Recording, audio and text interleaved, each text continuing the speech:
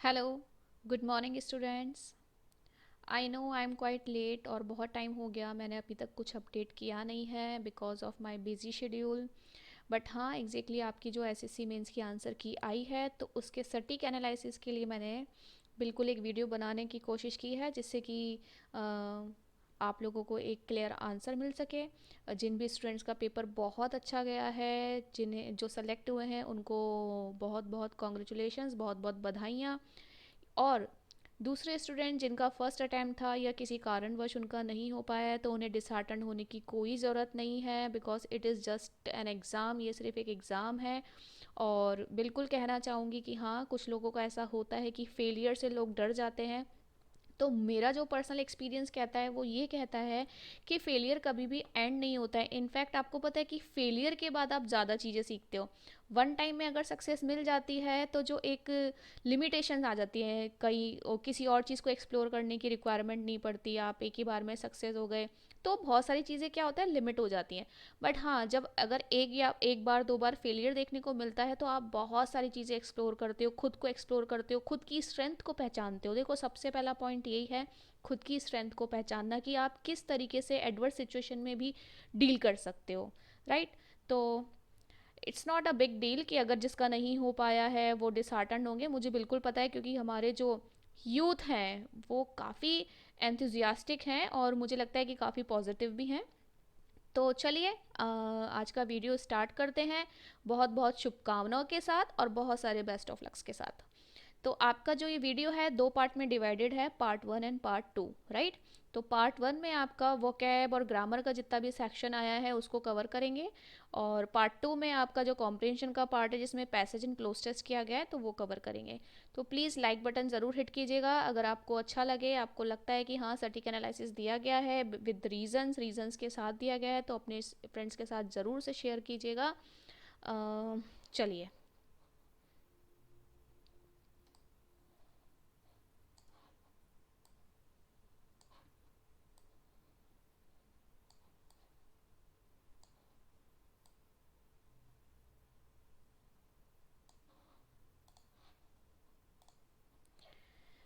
29 question थे जो आपके ग्रामर और वोकैब से रिलेटेड हैं। और उसके बाद जो आपके क्वेश्चन हैं, जैसे कि तीन पैसेज पूछे गए थे, राइट। एक में 4 क्वेश्चन है ना, एक में 5 क्वेश्चन है। और क्लोज टेस्ट में भी आपने देखा होगा कि 4 ही ब्लैंक्स आए थे। तो चलिए अपने पहले 29 क्वेश्चंस कवर करते हैं। देखिए, फर्स्ट क्वेश्चन है आपका पैसिव वॉइस के लिए कि select the option that express the given sentence in passive voice. तो आपका सेंटेंस जो है जिसे हमें पैसिव में चेंज करना है, विच इज़ एक्सेस डिनाइड। तो देखो, सबसे पहले तो बच्चे को बड़ा ही डाउट आ गया होगा कि ये क्या है, इसको मैं पैसिव करूं कैसे। देखो, सबसे पहली बात जो समझने जैसी है वो ये ज़रूर समझिएगा कि पैसिव वॉइस जब भी आप फ्रेम करते हैं तो उसमें बी वर्ब का यूज़ किया जाता है। ठीक है। तो ये चीज़ कभी नहीं भूलिएगा, क्योंकि ये आपने सीखा होगा जब एक्टिव से पैसिव को बनाया जाता है तो बी वर्ब जो है बहुत ही वाइटल रोल प्ले करता है, अर्थात विदाउट बी वर्ब आप पैसिव सेंटेंस बना ही नहीं सकते। अब कुछ बच्चे तो यही सोचे होंगे कि अच्छा, ये तो ऐसे ही हो गया, तो अब क्या करूं, ये तो खुद ही पैसिव लग रहा है। Yes, exactly. अगर आप देखो तो सेंटेंस खुद भी एक तरीके से पैसिव वॉइस में, क्योंकि डिनाइड किया गया। डिनाइड किसको किया गया, किसी एक्सेस को। अगर आप किसी चीज़ को एक्सेस करने की कोशिश कर रहे हैं तो कह रहा है एक्सेस डिनाइड। ठीक है। तो अब लेकिन मुझे एक सही और करेक्ट आंसर चाहिए इसको पैसिव का। तो देखो, फर्स्ट ऑप्शन कहता है let the access be denied. ठीक है। फिर कहता है access is being denied, access को डिनाई किया जा रहा है। अब अगर लेकिन मैं यहाँ देखती हूँ तो क्या मुझे कोई टेंस दिखाई दे रहा है जिसके बेसिस पर मैं ये देखूँ कि मैं इस बीइंग को चूज़ कर दूँ। देखो, जिन बच्चों ने जिस ऑप्शन में गलती की होगी उसका बिल्कुल बिल्कुल मैं आपको बताऊंगी कि भाई ये चीज़ गलत क्यों हो सकती है। ठीक है। फिर let it be known that, अब बताओ कि let it be known that access will be denied. चलो, लेट इट भी, कई बार ऐसा भी होता है, कुछ ऑप्शन ऐसे भी आ जाते हैं कि आपके पास कोई और ऑप्शन नहीं बचता तो समहाउ जो एडजस्ट हो रहा हो उसको चुनना है। लेकिन बट इसको मैं यहाँ आकर के देखती हूँ, विल बी डिनाइड मुझे कहाँ लेके जा रहा है, फ्यूचर की तरफ लेके जा रहा है। ठीक है। तो जहाँ मुझे यहाँ पर टेंस नहीं समझ में आ रहा तो मैं यहाँ पर भी फ्यूचर टेंस को कैसे एक्सेप्ट कर लूँ। फिर ये कह रहा है access has been denied, access को डिनाई कर दिया गया है। हैज़ बीन को देखूंगी तो क्या दिखाई देगा, प्रेजेंट परफेक्ट दिखाई देगा। पर जैसे ही सेंटेंस एक्सेस डिनाइड को देखती हूँ तो मुझे कोई सा भी टेंस नहीं समझ में आ रहा कि कौन से टेंस में है। अर्थात बीच में जब तक कि हेल्पिंग वर्ब नहीं आएगी तो आप कैसे आइडेंटिफाई कर पाओगे कि कौन से टेंस में सेंटेंस दिया गया है। पर देखा जाए तो एक तरीके से इम्पेरेटिव सेंटेंस है, राइट। इम्पेरेटिव सेंटेंस को हमने पढ़ा होगा कि लेट के साथ बनाया जा सकता है, let the access be denied. और दूसरा सेक्शन भी देखूं तो देखो, कोई टेंस के ऊपर मुझे मजबूर नहीं कर रहा, इस बीइंग के लिए मुझे प्रेजेंट कंटिन्यूअस नहीं दिखा रहा, विल बी के साथ मुझे फ्यूचर नहीं दिखा रहा, हैज बीन के साथ मुझे प्रेजेंट परफेक्ट नहीं दिखा रहा। इम्पेरेटिव के वे में बात कर रहा है तो इम्पेरेटिव के वे में इसे ही सेलेक्ट करेंगे। फिर देखो नेक्स्ट क्या कहता है, select the most appropriate option to fill in the blank. चलो ठीक है, रॉबिन वॉच्ड, रॉबिन ने देखा, ठीक है, as the smoke dash steadily from the chimney.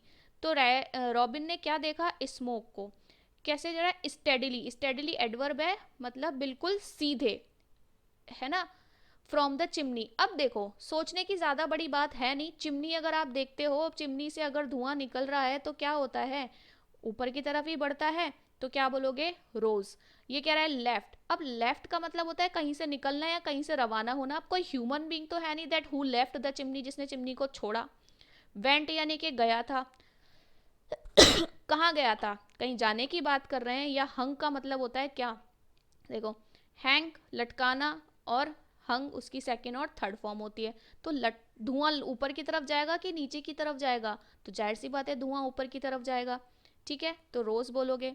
Select the most appropriate idiom to fill in the blank. देखो despite their differences, despite का मतलब क्या होता है, के बावजूद, ठीक है, किसके बावजूद, उनके डिफरेंसेस, डिफरेंसेस का मतलब होता है मतभेद, ठीक है, कि भाई उनके मतभेद के बावजूद द टू पॉलिटिशियंस। अब कोई दो पॉलिटिशियन है, देखो दो कोई उस सेंटेंस के अकॉर्डिंग जाने पहचाने से पॉलिटिशियंस होंगे, है ना, डिसाइडेड, तो उन दो पॉलिटिशियंस ने क्या डिसाइड किया, decided to dash and work together. Work together का मतलब क्या हो गया, साथ में काम करना, ठीक है।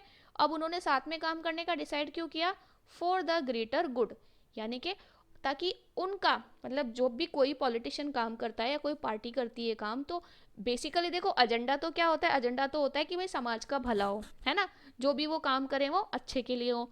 तो यहाँ पे ये कह रहा है कि कोई भाई दो कोई पॉलिटिशियन है जिनके बीच में थे तो मतभेद, लेकिन उन मतभेद के बावजूद they decided to dash and work together for the greater good. अब मुझे यहाँ पर ईडियम फिल करना है, एक कह रहा है बरी द हैचेट, एक कह रहा है bark up the wrong tree, एक कह रहा है ब्लो ऑफ स्टीम, और एक कह रहा है बर्न द मिडनाइट ऑयल। अब जिस भी बच्चे ने ईडियम्स को अच्छे से पढ़ा है, तो देखो वैसे तो मैं अगर बात करूँ तो इन ईडियम में से कोई भी ऐसा नया ईडियम नहीं है जो आप सोचो कि अरे यार ये ईडियम आ कहाँ से गया। जैसे देखो हम फोर्थ से स्टार्ट करते हैं, बर्न द मिडनाइट ऑयल का अर्थ क्या होता है, बर्न द मिडनाइट ऑयल का मतलब होता है कि काम करना या पढ़ाई करना, कब तक, देर रात तक, है ना। बर्न द मिडनाइट ऑयल यानी जब रात हो जाती है, अंधेरा होता है, तो मतलब दिया जला के पढ़ाई करने वाला भाव हो रहा है, तो दिया जला करके कब पढ़ाई कर रहा है, जब रात हो गई, अंधेरा हो गया। तो बर्न द मिडनाइट ऑयल का अर्थ क्या है, टू स्टडी, मैं बता देती हूँ, टू स्टडी या वर्क अंटिल, कब तक, until late at night, late at night, ठीक है। फिर ये आ रहा है ब्लो ऑफ स्टीम, स्टीम का मतलब आप समझते हो, स्टीम का मतलब होता है भाप, है ना। ब्लो ऑफ करने का मतलब क्या होता है, बुझाना। तो देखो यहाँ पे मैं थर्ड लिख रही हूँ, तो देखो ब्लो ऑफ स्टीम, यहाँ पर स्टीम को है जो इमोशन से कनेक्ट किया गया है, किससे कनेक्ट किया गया है, इमोशन से कनेक्ट। इमोशन भी भाप जैसे ही है, उड़ जाते हैं, गुस्सा है खत्म हो जाता है, खुशी है खत्म हो जाती है ना, और अग्रेशन है वो भी खत्म हो जाता है। तो इसका अर्थ होता है to get rid of strong emotion. Strong emotion, किसी भी इमोशन तो सिर्फ फीलिंग है, फीलिंग किसी भी चीज की हो सकती है, ठीक है। फिर आ रहा है, कह रहा है कि bark up the wrong tree, bark up the wrong tree का अर्थ क्या होता है, ऐसे नहीं बोलते हैं कि तुम जिस काम को करना चाह रहे हो, यानी जिस टारगेट को तुम अचीव करना चाह रहे हो, उस टारगेट को अचीव करने के लिए जो रास्ते अपना रहे हो वो सही नहीं है ना। तो देखो to bark up the wrong tree यानी कि जैसे ना कि गलत पेड़ को काटने वाला काम हो रहा है, कि मतलब जिससे तुम्हें मिलने वाला है जो उस पेड़ को नहीं काट रहे, किसी और को कट कर रहे हो, ठीक है, तो इसको हम क्या बोलेंगे? अब कोई गलत पेड़ काटने लग जाए तो मतलब उसको आइडिया गलत हो रहा है कि ये पेड़ काट रहा हूँ इसी से मुझे फल मिलने वाला है, नहीं, फल तो किसी और में लगे हुए थे। तो हैविंग द रॉन्ग आइडिया, गलत आइडिया पाना, ठीक है। हाउ टू अचीव समथिंग, किसी चीज को पाने के लिए गलत आइडिया लेना, ठीक है। अब कह रहा है बरी द हैचेट। अब देखो हैचेट का मतलब समझो, हैचेट क्या होती है? स्मॉल एक्स, छोटी कुल्हाड़ी, और बरी का मतलब क्या होता है? दफनाना। हैचेट क्या करती है? हैचेट कुल्हाड़ी चोट मारने के काम आती है, और उस चोट मारने वाली कुल्हाड़ी को हम क्या कर रहे हैं? बरी कर रहे हैं, यानी कि दफना रहे हैं, यानी कि जिससे किसी को चोट ना लगे। तो उसी प्रकार से बरी द हैचेट का मतलब हो गया कि भाई जैसे मान लो कोई दो व्यक्ति हैं अपने हाथों में एक्स लेकर के खड़े एक दूसरे को मारने के लिए, और अब उसी एक्स को क्या कर रहे हैं? दफना रहे हैं। तो देखो इसका अर्थ होता है बी फ्रेंडली अगेन। तो अब देखो दोनों पॉलिटिशियन ने क्या किया होगा? They decided to bury the hatchet, कि भाई उन्होंने उनके बीच में जो मतभेद था उसको दफनाने का काम किया, तो दे बिकेम फ्रेंडली अगेन, ठीक है।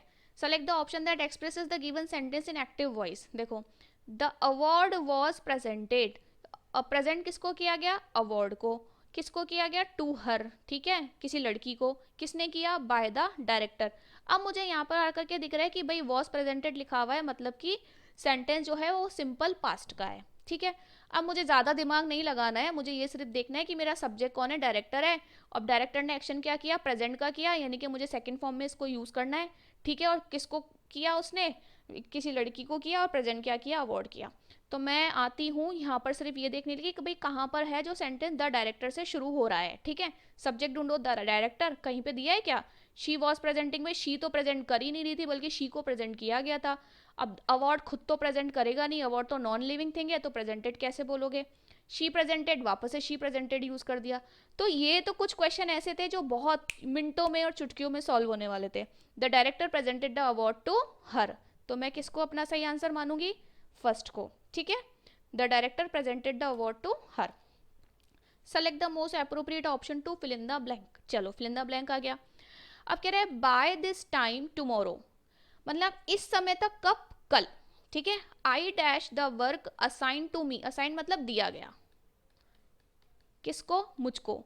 तो अब इस समय तक कल मैं करूंगा, कर चुका होऊंगा, विल बी डन। अब विल बी डन जो है ये तो क्या आ गया? पैसिव आ गया, बी डन, BT3 वाला। अब BT3 वाला अगर आया है सेंस, तो वापस से जो क्या कहते हैं, ऑब्जेक्ट जो है, यानी कि असाइन, जो ये वर्क है, वर्क जो असाइन किया गया है, ये इसके पहले लिखा हुआ होना चाहिए था, लेकिन ये तो इसके बाद में आ रहा है, तो ये पैसिव भाव तो जाएगा नहीं। विल हैव डिड, भाई विल हैव डिड कहाँ से आ गया? हैव के बाद तो थर्ड फॉर्म होती है, डिड सेकंड फॉर्म है। तो अब देखो इस समय तक काम करूंगा या इस समय तक काम पूरा हो चुका होगा? खुद सोचो। या तो डायरेक्टली ये बोलता कि भाई I will be doing this work, है ना, लेकिन, या I will do this work tomorrow, लेकिन इसने स्पेसिफिकली टाइम को इंडिकेट करते हुए बोला कि भाई इस समय तक, बाय दिस टाइम टुमारो। तो क्या बोलोगे? I will have done the work assign to me, कि मैं इस काम को कर चुका होऊंगा। Select the option that rectifies the underline part of the given sentence. Rectify करना है, okay okay okay okay. In case no correction is needed, select no correction required. देखो सिनेमा प्रोवाइड्स, अब मैं देखूं अंडरलाइन आई थिंक हुआ नहीं है, typing error है ना। यूनिवर्सल यूनिवर्सल यूनिवर्सल, तो बेसिकली बात ये किसकी कर रहा है? इसकी बात कर रहा है ना, द मोस्ट यूनिवर्सल एंटरटेनमेंट, ठीक है। अब सिनेमा क्या करती है? प्रोवाइड करती है। क्या प्रोवाइड करती है? यूनिवर्सल, यूनिवर्स से जुड़ा हुआ, ठीक है, यूनिवर्स से जुड़ा हुआ। कैसा यूनिवर्स से जुड़ा हुआ? क्या प्रोवाइड कर रही है? एंटरटेनमेंट प्रोवाइड कर रही है। तो अब ये कह रहा है कि भाई द मोस्ट यूनिवर्सल को आप क्या करो? इम्प्रूव करो। अब पॉइंट ये है कि जो इसने एडजेक्टिव यूज किया है वो यूनिवर्सल किया है, ठीक है। अब यूनिवर्सल की, तो मुझे नहीं लगता कि आप इसकी डिग्रीज बना सकते हो। डिग्रीज मतलब जैसे अभी देख रहे हो मोस्ट यूनिवर्सल, है ना, जैसे हम बोलते हैं ब्यूटीफुल। अब ब्यूटीफुल की तो अपन कर सकते हैं ना, इसकी डिग्री बना सकते हैं, कंपैरेटिव बना सकते हैं, सुपरलेटिव बना सकते हैं। क्यों? कोई चीज़ सुंदर है, फिर ज़्यादा सुंदर है ना, किसी दूसरे से, या सबसे ज़्यादा सुंदर है। बट अगर कोई चीज यूनिवर्सल है तो आप उसको डिग्री में डिवाइड नहीं कर सकते कि ये तो यूनिवर्सल है, ये दूसरे से ज्यादा यूनिवर्सल है और ये तो सबसे ज्यादा यूनिवर्सल है। Are you getting my point? कि इसलिए इस क्वेश्चन ने यहाँ पर कंफ्यूज करने की कोशिश कर दी। ठीक है, अब देखो क्या बोलोगे, सिनेमा प्रोवाइड्स एन यूनिवर्सल और अ यूनिवर्सल। अब देख लो मैम ने ये तो मना कर दिया कि भाई कंपैरिजन वाला शब्द ही नहीं है ये, तो चलो मोर हटा दिया। ठीक है, और मोर हटा रहे हैं तो मोस्ट भी हटाना पड़ेगा, तो ये दो तो हट गए। अब दूसरा पॉइंट आ रहा है ए और 1 और 3 के बीच में, एक कह रहा है एन यूनिवर्सल और एक कह रहा है अ यूनिवर्सल। अब डिसाइड ए और एन का कैसे करोगे, इस यूनिवर्सल को प्रोनाउंस करके। सुनाई क्या दे रहा है, य कभी भी स्वर का पार्ट नहीं होता, अर्थात वाउल का पार्ट नहीं होता, इसलिए इसके साथ एन तो यूज नहीं होगा, तो क्या बोलोगे, a universal. Part of the following sentence have been given, है ना, एज ऑप्शन। ठीक है, तो select the option that contains an error. चलो ठीक है, मतलब इसने इन्हीं क्वेश्चन इस पार्ट को उसने डिवाइड कर दिया। ठीक है, एवरीवन शुड रिस्पेक्ट। अब एवरीवन यहाँ पर सब्जेक्ट है मेरा, जिसमें क्या नहीं होता, पहला पॉइंट है कि कोई जेंडर डिसाइड नहीं होता। ठीक है, फिर आओ आगे, दूसरा कहता है कि those parents teachers and elders. तो everyone should respect those parents, those parents उन पेरेंट्स को, कौन से पेरेंट्स भाई, एवरीवन अपने पेरेंट्स को रिस्पेक्ट करेगा, अपने टीचर को रिस्पेक्ट करेगा, अपने एल्डर्स को रिस्पेक्ट करेगा। दोज दोज दोज कौन भाई, दोज क्या है, डिटर्मिनर है, समझ रहे हो मेरी बात, है ना, जैसे हम बोलते हैं ना दोज पीपल, वो लोग, है ना, तो अब ये तो डिटर्मिनर बन गया। बट पॉइंट इज दैट कि यहाँ पर हमें डिटर्मिनर की रिक्वायरमेंट है क्या, या हमें इन रियलिटी डिटर्मिनर की जगह हमें किसकी जरूरत है, किसकी जरूरत है बताओ, है तो डिटर्मिनर की जरूरत, लेकिन वो डिटर्मिनर होना किसका चाहिए, एक तरीके से हम इसको ये भी बोल सकते हैं ना, पजेसिव प्रोनाउन। पर ये तो पजेसिव प्रोनाउन हो नहीं सकता, लेकिन हिज, हर्स, माइन या माई ये तो हो सकते हैं। ठीक है, अब देखो डिटर्मिनर ये इंडिकेट करने वाला है और ये वाले पोजीशन बताने वाले हैं। Are you getting my point? तो एवरीवन जो होता है वो कैसा माना जाता है, सिंगुलर माना जाता है। तो एवरीवन में पहला पॉइंट ना तो फीमेल काउंट होती है ना मेल काउंट होते हैं, दोनों को मिक्स करके काउंट किया जाता है। तो उसके लिए हमें क्या यूज कर लेना चाहिए, हिज। क्या यूज कर लेना चाहिए, हिज, दोज नहीं आना चाहिए। तो everyone should respect, respect those नहीं, his parents teachers and elders. तो एरर किस में जा रहा है, दोज के साथ, सेकंड ऑप्शन में। फिर से आ रहा है आपका एक्टिव वॉइस का क्वेश्चन। ठीक है, by whom were you taught, किसके द्वारा पढ़ाए गए थे तुम, क्या, इंग्लिश ग्रामर एंड कंपोजिशन। ठीक है, अब मुझे क्या करना है, इसको एक्टिव में बदलना है। अब मेरा एक्टिव में क्या पूछू कि भाई तुम किसके द्वारा पढ़ाए गए थे और तुम्हें किसने पढ़ाया था। तो तुम्हें किसने पढ़ाया था के लिए क्या बोलोगे, हु। और दूसरा पॉइंट है ये है कि हु जब किसी भी सेंटेंस का सब्जेक्ट के रूप में काम करता है तो वहां पर आपको ये डिड या डू हेल्पिंग वर्ब की जरूरत नहीं होती है इंट्रोगेटिव बनाने के लिए। तो मुझे यहाँ पर देख करके क्या पता चल रहा है कि पास्ट का सेंटेंस है, तो मैं डायरेक्टली अपनी सेकंड फॉर्म को लगाऊंगी। तो who taught you English grammar and composition, right. अब देखो इसने बनाया तो सही, इसने हुम से बनाया, ठीक है, हुम तो लेकिन ऑब्जेक्ट होता है, सब्जेक्ट थोड़ी, जबकि हम तो ये कह रहे हैं कि हु यहाँ पर सब्जेक्ट बन रहा है। कैसे सब्जेक्ट बन रहा है वो समझ जाओ। अगर मैं बोल दूं कि भाई मिस्टर शर्मा ने मुझे पढ़ाया था, तो हु का जवाब कौन दे रहा है, मिस्टर शर्मा, तो देखा जाए तो हु सब्जेक्ट है। ठीक है, तो राइट ऑप्शन कौन जाने वाला है, who taught you English grammar and composition. Had taught क्या कर रहा है, पास्ट परफेक्ट बना रहा है, जबकि क्या है ये तो एक्टिव पैसिव वॉइस है, एक्टिव पैसिव वॉइस में टेंस थोड़ी ना बदलता है। ठीक है, और लास्ट वाला ऑप्शन कह रहा है हैज टॉट, तो ये भी गलत हो गया। एरर वाला क्वेश्चन है, देखो contains an error. This is the book whom I wanted to buy. कितना आसान क्वेश्चन आया यार, देखो तो सही एक बार। अब ये होम, अरे यार ये होम किसका रिलेटिव प्रोनाउन होता है, पर्सन का होता है ना, लेकिन हम बात किसकी कर रहे हैं, बुक की कर रहे हैं। ठीक है, अब यहाँ तो एरर तो क्लिक हो गया कि भाई होम नहीं आना चाहिए। ठीक है, अब पॉइंट है कि आना क्या चाहिए। अब आप देख रहे हो उसने क्या लिखा है, दिस इज द बुक। अभी क्या कर रहा है, एक एम्फेसाइज कर रहा है उसी बुक के लिए द डिटर्मिनर यूज करते हुए। तो मेरे पास दो ऑप्शन आते हैं, एक आता है विच और एक दैट। तो जब स्पेसिफाई कर दे डिटरमिनर कौन सा वाला यूज कर रहा है, द को यूज कर रहा है, तो आप किसको यूज करोगे, दैट को, है ना, एम्फेसाइज करने के लिए। तो जब किसी सब्जेक्ट पर, किसी एंटीसीडेंट पर एम्फेसाइज किया जाए तो उसके लिए दैट को यूज किया जाता है। तो this is the book that I wanted to buy, ये वही बुक है जो मैं खरीदना चाहता था। ठीक है, फिर आओ देखो, फिर से ये कंटेन्स एन एरर, एरर वाला क्वेश्चन है जो कि हमें बताना है ABCD। एक बार क्वेश्चन को तरीका देने का तरीका भी बड़ा अच्छा सा लगाया इन्होंने, ऑप्शन दे दिए हैं, सेंटेंस को डिवाइड कर दिया, फिर ABCD लिख दिया। अब आप बता दो D में एरर है, A में एरर है, B में एरर है, C में एरर है। तो चलो हम ऐसे डिवाइड कर लेते हैं, ABCD। They were married happily before she quit her job, मतलब उसके जॉब को क्विट करने से पहले वो क्या थे, क्या थे बताओ, क्या थे, देवर मैरिड हैप्पीली।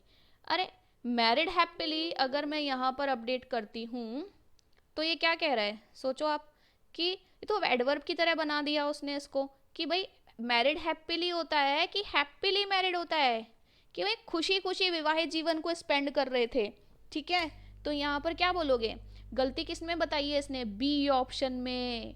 क्यों, क्योंकि वी आर हैप्पीली मैरिड बोला जाता है, हैप्पीली मैरिड कपल, पढ़ना कभी सुनना कभी, तो हैप्पीली मैरिड एक तरीके से एडजेक्टिव फ्रेज बन जाता है ये। ठीक है, तो ये मैरिड है ना, एडजेक्टिव ही है, तो ये देखो इस तरीके से इसको रखा जाता है। कभी भी मैरिड हैप्पीली नहीं होता, ये तो कहता है कि भाई खुशी से शादी की थी, जबकि हम तो बोल रहे हैं कि खुशी खुशी शादीशुदा है ना। तो क्या बनोगे, थर्ड में टिक करोगे, क्योंकि बी ऑप्शन इसने थर्ड ऑप्शन में दिया है। डायरेक्ट स्पीच, ठीक है, appropriate option in direct speech, हमें एक सही डायरेक्ट स्पीच को इसमें से चुनना है। देखो पहला ऑप्शन कहता है द प्रिंसिपल से मी, पहला पॉइंट तो ये है कि से जो है वो इंट्रांजिटिव वर्ब है, ठीक है, जो अपने बाद टू लेकर के आता है, किसके लिए, ऑब्जेक्ट को लाने के लिए। दूसरा पॉइंट है कि प्रिंसिपल अगर मेरा सिंगुलर सब्जेक्ट है और सेंटेंस से को देख करके, वर्ड से को देख करके मुझे प्रेजेंट सिंपल रियलाइज होता है, तो यहाँ पर सेज होना चाहिए था और टू होना चाहिए था, इसलिए ये गलत हो गया। द प्रिंसिपल सेड मी, जो ऑप्शन अभी मैंने यहाँ आपको बताया कि क्या है, इंट्रांजिटिव वर्ब है, टू के बिना यूज ही नहीं होगा। ठीक है, अब आ जाते हैं तीसरे ऑप्शन पे। अभी तो देखो मैं आगे बढ़ ही नहीं रही हूँ, सिर्फ यहीं से ही मैं इसको एलिमिनेट कर रही हूँ। द प्रिंसिपल सेट टू तो लगा दिया इसने, पर गलती क्या कर दी, आई को यूज किया। आई क्या होता है, सब्जेक्ट होता है, मी क्या होता है, ऑब्जेक्ट होता है। तो पॉइंट इज दैट कि प्रिंसिपल अगर सब्जेक्ट है तो उसको सब्जेक्ट की रिक्वायरमेंट होगी कि ऑब्जेक्ट की रिक्वायरमेंट होगी, तो मैं बोलूंगी ऑब्जेक्ट की रिक्वायरमेंट होगी। तो the principal said to me, उन्होंने मुझसे कहा, you are in charge of the admission cell, fourth option will be correct. अब आ जाते हैं नेक्स्ट पर। Next question, select the option that will improve the underline part of the following sentence, underline the part, the most, the more, the more, तो ये वाला section है। ठीक है, तो देखो ही इज टॉलर, ठीक है, he is taller and most handsome than his friend. अब देखो किसी ही की सब्जेक्ट की बात कर रहा है, जिसकी क्वालिटीज बता रहा है कि टॉलर भी है और हैंडसम भी है, लेकिन किससे टॉलर और किससे हैंडसम है, अपने दोस्त से। तो पॉइंट है कि कंपैरिजन किनके बीच में हो रहा है, सिर्फ दो लोगों के बीच में। ठीक है, यहाँ पर अगर मैं देखूं तो मोस्ट हैंडसम क्या बन रहा है, यहाँ पर सुपरलेटिव बन रहा है, तो पहला पॉइंट होता है कि द मोस्ट आना चाहिए था। ठीक है, समझने की भी बात समझना, हालांकि कंपैरिजन एक से है, पर पॉइंट इज दैट कि द मोस्ट आ भी जाता, ठीक है ना, तो ये इंप्रूव इसको करवा रहा है सिर्फ मोस्ट को। ठीक है, अंडरलाइन इसमें मोस्ट पर होगी। फिर देखो अब द मोस्ट मैं यूज नहीं करूंगी क्योंकि उसने सबसे कंपेयर नहीं किया, सिर्फ उसके एक दोस्त से कंपेयर किया है, तो ये द मोस्ट हट गया। ठीक है, वेरी मोर कुछ होता नहीं है, द मोर कुछ द मोर जब होता है the more of the two, यानी कि दो के बीच में जब वो कंपैरिजन करवाता है तब द मोर का यूज करते हैं।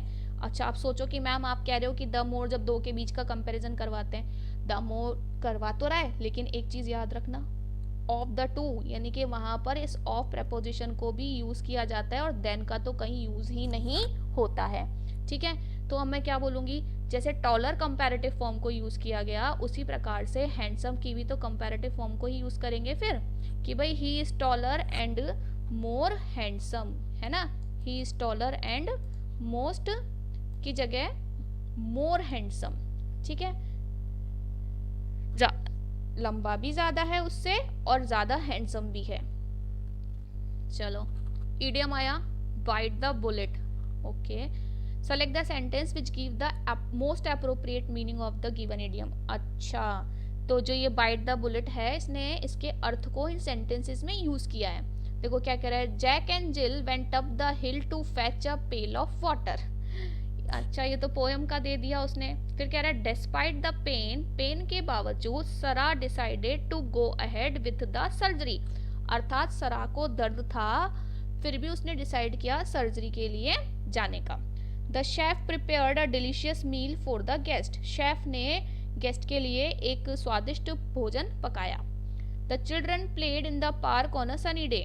अच्छा, अब पॉइंट इज दैट कि बाइट द बुलेट का मतलब क्या है। देखो, आपको पता है बुलेट क्या करने वाली है, चोट पहुंचाने वाली है। उसके अंदर तो आपका क्या है भाई, बारूद वगैरह है जो आपको समहाउ हार्म करेगी, फिर भी आप उसको क्या कर रहे हो, बाइट कर रहे हो।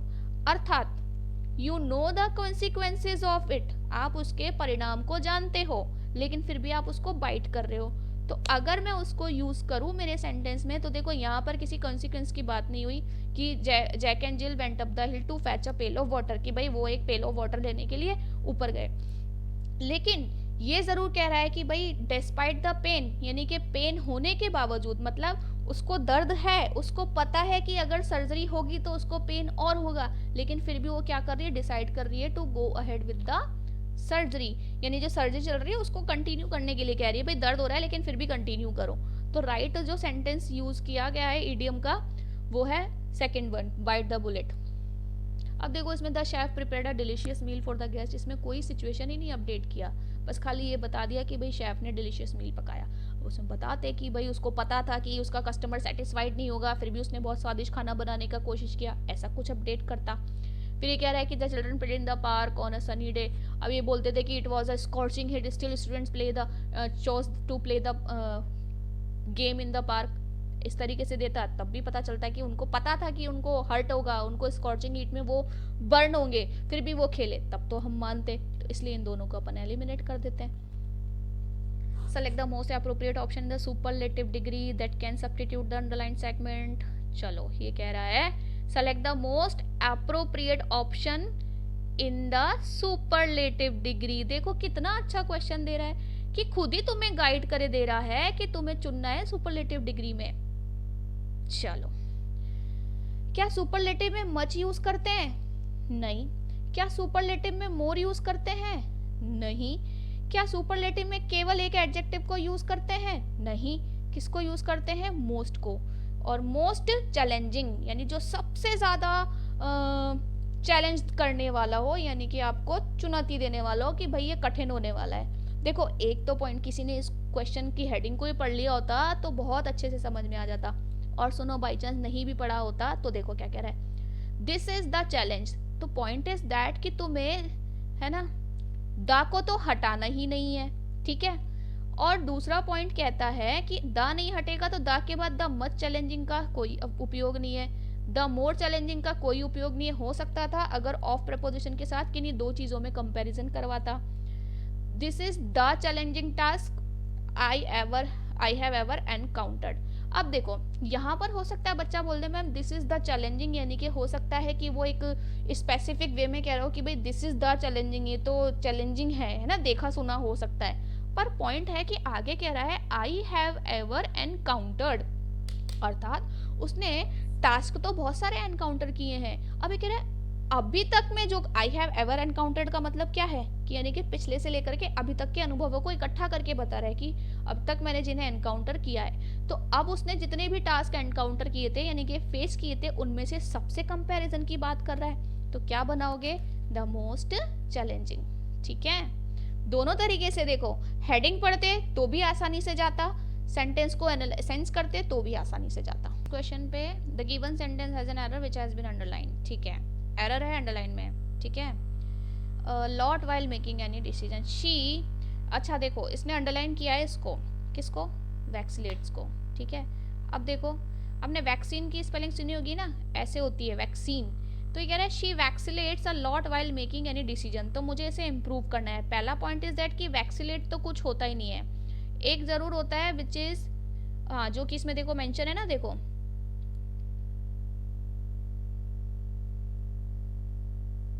यस देखो, एक कह रहा है VACILLATES, VACILATTES, फिर एक कह रहा है VACILATES और एक कह रहा है VASILATES, है ना।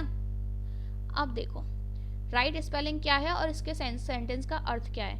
शी वैसिलेट्स, देखो स्पेलिंग लिखना, वैसिलेट्स, वैसिलेट्स का मतलब होता है कीप चेंजिंग, बदलते रहना, कीप चेंजिंग यानी कि बदलते रहना। किसको? कीप चेंजिंग योर ओपिनियन, मतलब कोई जब आप डिसीजन ले रहे हो, डिसीजन लेने के पहले अपने ओपिनियन को बदलते रहते हो कि ये चीज़ सही होगा, ये चीज़ गलत होगा, ये चीज़ सही होगा या ये चीज़ गलत होगा, ठीक है। तो उसके लिए vacillates word is the right one और जिसकी करेक्ट स्पेलिंग होती है VACILLATE।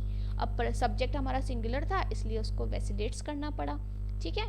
अब आओ, you use and to stir a boat. Stir का मतलब बोट को जब स्टर करते हो, यानी कि जैसे हम कोई कुछ पकाते हैं तो उसमें चमचे को क्या करते हैं, हिलाते हैं, है ना।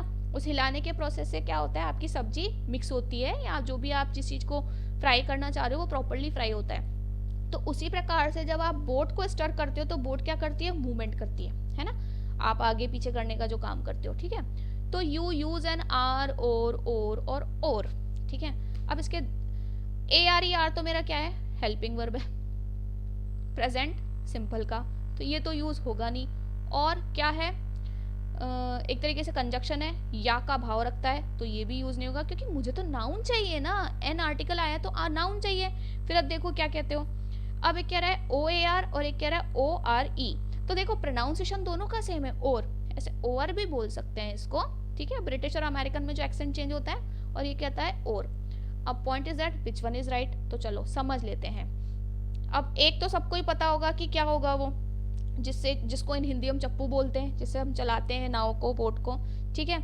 अब देखो ORE, और का मतलब होता है जैसे कि चट्टान होती है, चट्टान में से मेटल मिलता है, जमीन होती है, जमीन में से मेटल मिलता है। तो ये कह रहा है रॉक और अर्थ, है ना, फ्रॉम विच, जिससे मेटल इज ऑब्टेन्ड, उसे कहते हैं, जिससे मेटल प्राप्त होता है ना, उसे और बोलते हैं। अब आया ये और, जिसे मुझे बताने की जरूरत नहीं है, वो ऑलरेडी यूज कर चुका है।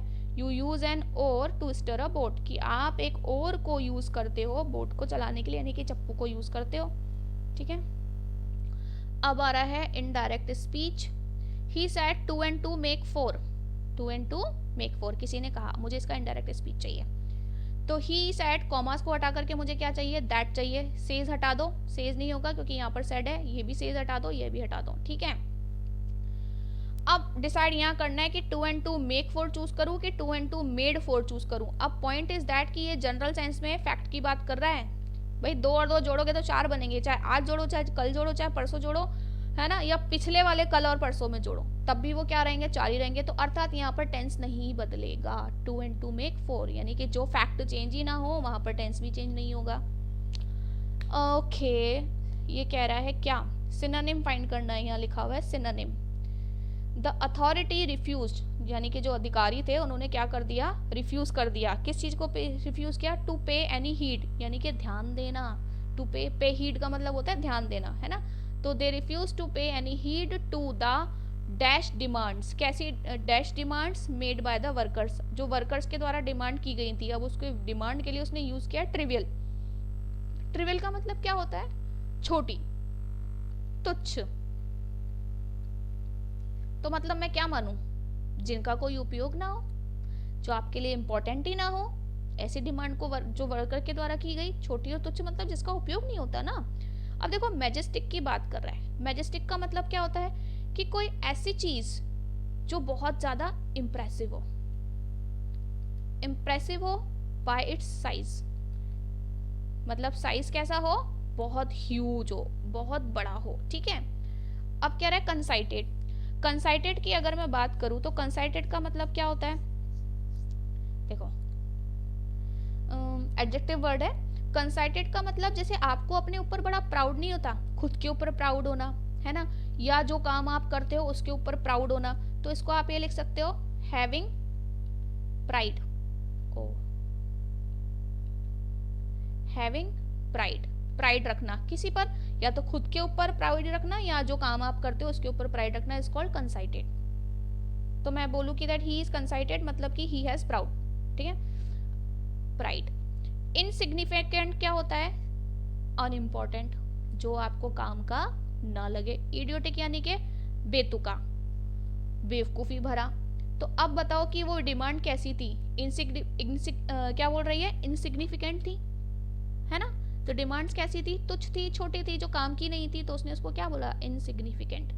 मैजेस्टिक का तो मतलब होता है huge in size but impressive, size में बड़ा हो लेकिन इम्प्रेसिव हो, है ना? कंसाइटेड का मतलब कोई ऐसा जिसमें प्राइड भरा हो। इडियोटिक यानी कि जो इडियोटिक हो, यानी कि जो बेतुका हो या बेवकूफ़ी से भरा हो। तो डिमांड उनकी छोटी थी, तुच्छ थी, तो आप उसको बेवकूफ़ी भरी तो नहीं बोल सकते, ये बोल सकते हो कि अनइम्पॉर्टेंट थी।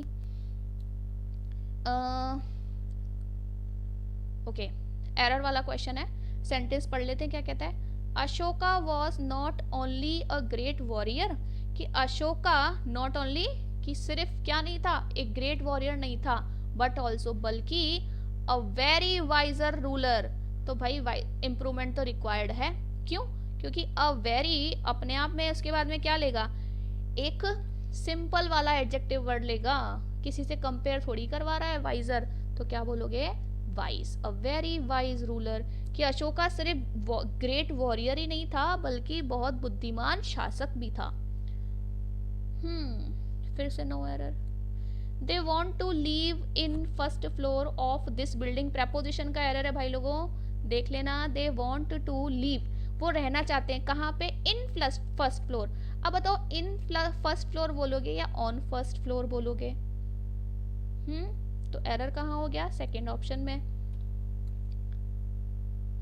Throw a rounder stone to create ripples, ripples ऐसे होते हैं जैसे आप पत्थर फेंकते हो ना पानी में, तो ऐसे ऐसे ऐसे सर्किल जो बनता है, इट्स कॉल्ड रिपल। अब आ जाओ क्या कह रहे हैं। Throw the roundest stone to create ripples in the water, कि भाई जो सबसे राउंडेस्ट है उस स्टोन को फेंको। एक कह रहा है थ्रो अ मोर राउंडर स्टोन, किससे कंपेयर तो करवा, मोर राउंडर और राउंडर करवाना है तो किससे राउंडर, तो थ्रो अ मोर राउंड। अब देखो गलती क्या है, मोर भी कह रहा है और राउंडर भी कह रहा है ना? तो ये तो यही एलिमिनेट कर देते हैं। Throw a round stone to create ripples in the water. अब अगर मैं लॉजिकली सेंटेंस को समझने की कोशिश करूं तो बच्चा ये भी बोल सकता है कि मैडम वो ये भी तो कह सकता है सेंटेंस की जो सबसे ज्यादा राउंड है उस स्टोन को थ्रो करो जिससे रिपल क्रिएट हो गए। भाई आप कोई सा भी अगर स्टोन थ्रो करोगे तो रिपल क्रिएट होगा ही होगा, ठीक है? Point is that. तो यहाँ पर हर सबसे कंपेयर करने की तो जरूरत ही नहीं है। आप क्या बोलोगे भाई? एक राउंड स्टोन थ्रो कर to create ripple in the water. General sense में सेंटेंस को यूज किया जाएगा, ना कि बिना बात उसको सुपरलेटिव और कंपैरेटिव में कंफ्यूजन डालेंगे।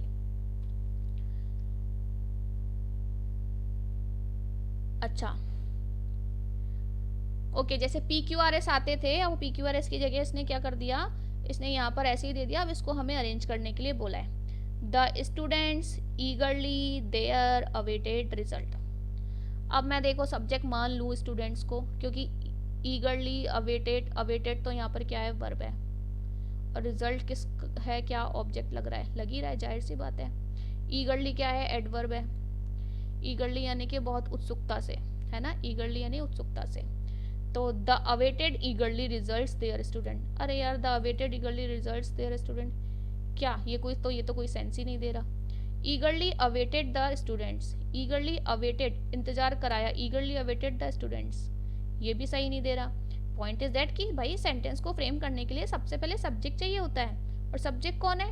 द स्टूडेंट है। क्रिया कौन है? अवेटेड है। तो are you getting my point कि सेंटेंस को फ्रेम करने के लिए सब्जेक्ट, वर्ब और ऑब्जेक्ट की रिक्वायरमेंट होती है। तो the students eagerly awaited their result, the students their eagerly awaited result. अब द स्टूडेंट देयर किसका है भाई? जैसे देयर क्या है? पजेसिव प्रोनाउन है ना। पजेसिव प्रोनाउन यूज किसके लिए हो रहा है? रिजल्ट्स के लिए। तो जाना भी तो फिर वहीं चाहिए, ये बिल्कुल अपने सब्जेक्ट के पास में क्यों आ गया? ये भी गलत हो गया।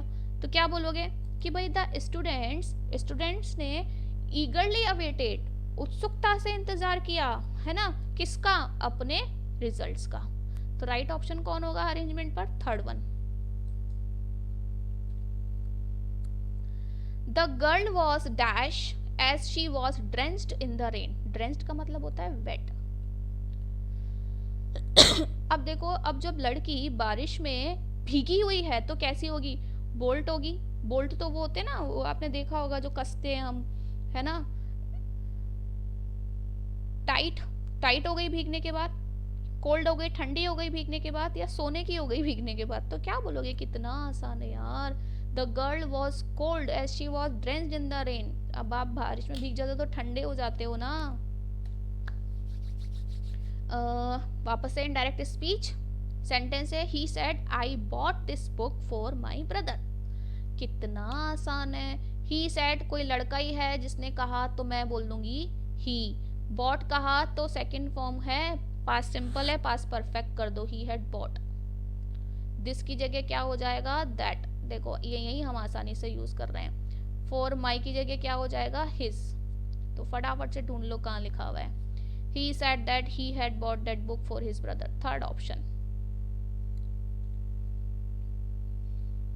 Okay, कितना आसान है ग्रामेटिकल एरर वाला। We has seen that movie before. अब we अगर प्लूरल सब्जेक्ट है तो वर्ब भी कैसे यूज करेगा? प्लूरल वाली यूज करेगा। तो we have seen that movie before, fourth में एरर है। फिर देखो, the speakers emphasis is on the present day problems. Speaker का जो प्रभाव है किस पर है? Is on the present day problems, यानी कि जो आपकी वर्तमान समय की समस्याएं हैं उन पर है ना? अब देखो, the present day problem emphasize कर रहा है ना, एम्फेसाइज करते हुए बता रहा है जो प्रेजेंट समय की है, इसलिए उसने क्या बोला? दैट आर बीइंग फेस, जिन्हें फेस किया जा रहा है। किसके द्वारा? By ordinary man of India, यानी कि भारत की जो आम आदमी है उसके द्वारा। तो किस पर फोकस किया उसने? किस पर एम्फेसाइज किया? प्रेजेंट डे प्रॉब्लम्स पर। अब बोल रहा है बताओ फिर एरर का है? एरर यहाँ है।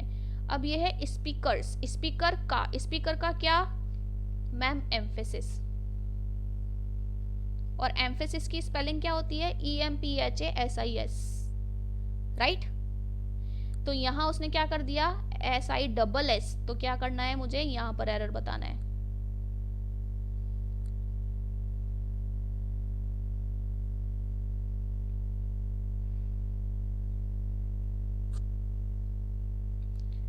इस वे में भी सॉल्व कर सकते हो, है ना? अब ये नहीं सोचना वर्ब में चेंज करोगे तो एम्फेसाइज के बाद ऑन लगाने की जरूरत नहीं है वैसे, इसलिए वर्ब में नहीं, अपन इसको नाउन के बेसिस पर ही सॉल्व करेंगे कि इस एम्फेसिस को हम इसकी स्पेलिंग को करेक्ट कर दें। There is a place for grains in the backyard of this house. One word substitution बताना है किसका? A place for grains. अब बताओ जहां पर ग्रेन्स को रखा जाता है वो क्या कहलाता है? डॉर्मेट्री कहलाता है, एपियरी कहलाता है, ग्रेनरी कहलाता है, आर्काइव कहलाता है। आर्काइव की अगर बात करूँ तो आर्काइव तो संग्रहालय है। किसका? कलेक्शन का संग्रहालय है, गवर्नमेंट डॉक्यूमेंट्स का संग्रहालय है। एपियरी क्या कहलाता है? एपियरी जहां पर बीज को रखा जाता है, एपियरी तो ये कहलाता है। ठीक है। डॉर्मेट्री क्या होता है? आपने देखा होगा जब बेड्स इस तरीके से नंबर वाइज यूं लगे हुए होते हैं, एक ही सेक्शन में 2-3 बेड्स होते हैं, दैट इज कॉल्ड डॉर्मेट्री। तो मैं क्या बोलूंगी? ग्रेनरी। आसान है, ठीक है, पढ़ा हुआ है, काफी बार पढ़ा हुआ होगा। अब देखो, डैश दैट थॉट, इंपेरेटिव है, वर्ब से स्टार्ट होने वाला है, ठीक है। It will be a great idea someday. अब इस थॉट को क्या कह रहा है? Hold on that thought, hold to that thought, hold against that thought, या hold on to that thought.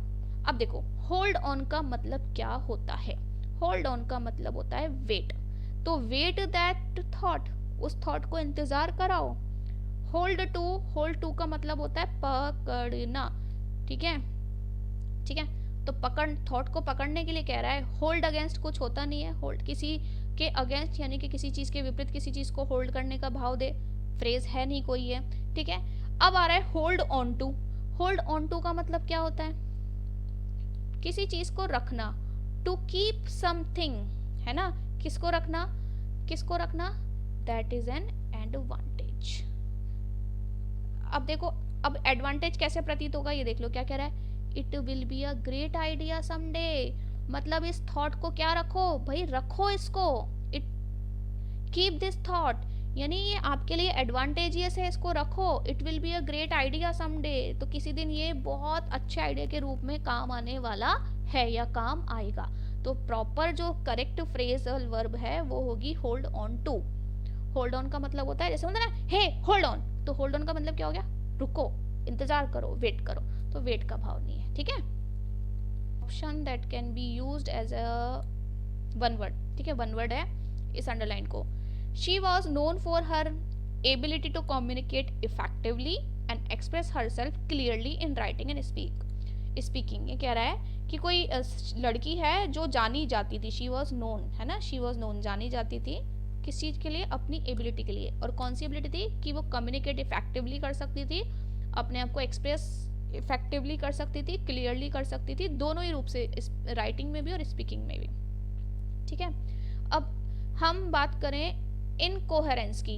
Incoherence का मतलब क्या होता है, something that is not clear, कोई ऐसी चीज जो क्या नहीं है, आपने पढ़ा होगा ना इनकोहेरेंट, इनकोहेरेंट एडजेक्टिव है ना, तो यहाँ पर इसने सभी को नाउन के रूप में यूज करा है। तो देखो इनकोहेरेंट का मतलब क्या हो जाता है कि कोई चीज समझने में कैसे नहीं हो, क्लियर नहीं हो, इनकोहेरेंट यानी कि अनक्लियर हम बोल देते हैं, ठीक है।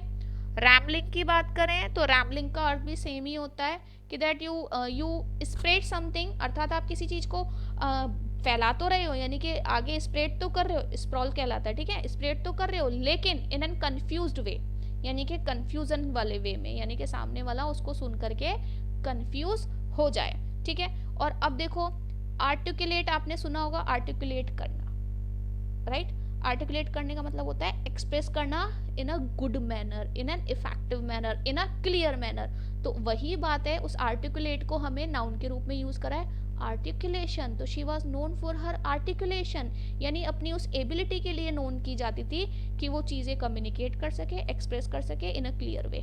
मम्बलिंग का मतलब होता है मम्बल करना, सुना होगा ना कि कोई बहुत धीरे धीरे बोलता हो, है ना, दैट इज कॉल्ड मम्बलिंग, यानी कि हाँ हाँ ठीक है, हाँ ऐसे मम्बल कर रहा है भाई, फुसफुसा कह रहे हो, धीरे धीरे क्या बोल रहे हो, उस रूप में, ठीक है। तो हम क्या बोलेंगे, आर्टिकुलेशन। तो देखिए ये है आपका आज का मेंस का फर्स्ट पार्ट, जिसमें आपकी वोकैब के जो क्वेश्चन है, जैसे वन वर्ड जो भी ईडियम या सिनोनिम वैसे एक ही आया, और ग्रामर का कुछ सेक्शन है। अगर पसंद आया हो तो प्लीज़ लाइक बटन हिट कीजिएगा और अपने पार्ट 2 का वेट कीजिए।